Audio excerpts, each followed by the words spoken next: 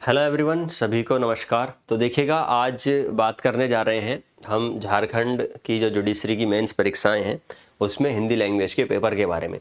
जैसा कि आप जानते हैं कि अब जो आपकी परीक्षा होगी वो अगर देखें तथ्यात्मक रूप से और विधिवत रूप से तो वो इलेक्शन के बाद ही होगी, क्योंकि आप जानते हैं अब नियर आपके इलेक्शन आ चुके हैं झारखंड के भी। और फिर उसके बाद इस प्रोसेस में लगभग ये मानिए कि आपका नवंबर दिसंबर पूरा निकल जाएगा।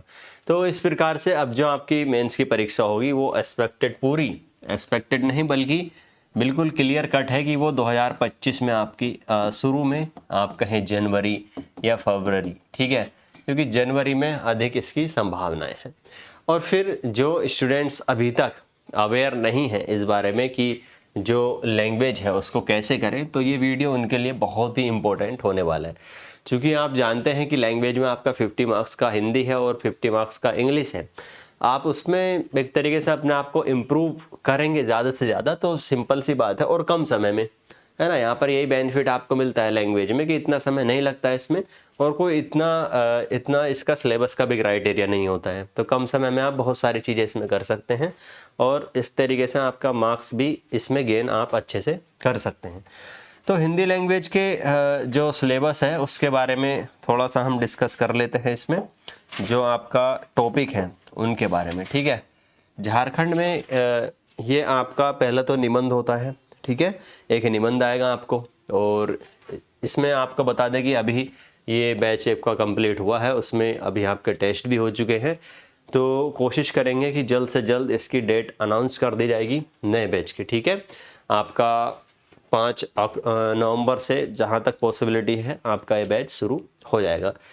अब देखिएगा, इसमें निबंध आता है। निबंध हम 10-12 निबंध करेंगे ऐसे, और ऐसे राइटिंग भी होगी आपकी। आप खुद भी लिख करके साथ के साथ चेक कराएंगे कि क्या गलती है क्या नहीं, वहाँ पर पता चलेगा साथ में साथ। जैसे आज ऐसे कराया तो आप उसको लिख करके चेक कराएं कॉपी पर, वहाँ पर ऑलरेडी आपको नंबर दे दिया जाता है।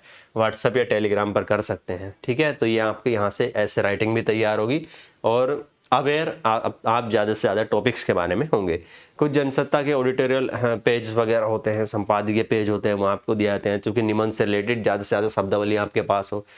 फिर इसमें आपका संक्षेपण वगैरह आता है गद्यांश का, वो अपठित गद्यांश होते हैं उनको संक्षेपण करना है। और एक हिंदी अनुवाद आता है, वो इंग्लिश में आपका पैसेज होगा उसको हिंदी में कन्वर्ट करेंगे। फिर आता है आपका भाव अनुवाद, ठीक है। तो निबंध हो गया, गद्यांश हो गया, और ट्रांसलेशन अगर हम कहें अनुवाद, और फिर आता है भावानुवाद। तो ये भावानुवाद पैराफ्रेज, ठीक है। तो ये आपके 4 टॉपिक हैं और ये 50 मार्क्स के हैं आपके। तो ये अब आपके हाथ में है, इसको थोड़ा थोड़ा समय भी आप हमारे साथ देते हैं तो पॉसिबिलिटी है कि आप आराम से 40 से 45 के अराउंड में इसमें स्कोर आराम से कर जाएंगे, ठीक है। तो सारी क्लासेस आपकी बता दें कि ऐप पर होती हैं, रिकॉर्डेड भी रहती हैं क्लासेस, ठीक है। लाइव क्लास अगर अटेंड नहीं कर पाते हैं तो उसको रिकॉर्ड में भी आप देख सकते हैं। बाकी जो आपका नोट्स है और जो पीडीएफ्स हैं वो आपके टेलीग्राम में दे दी जाती हैं, ठीक है।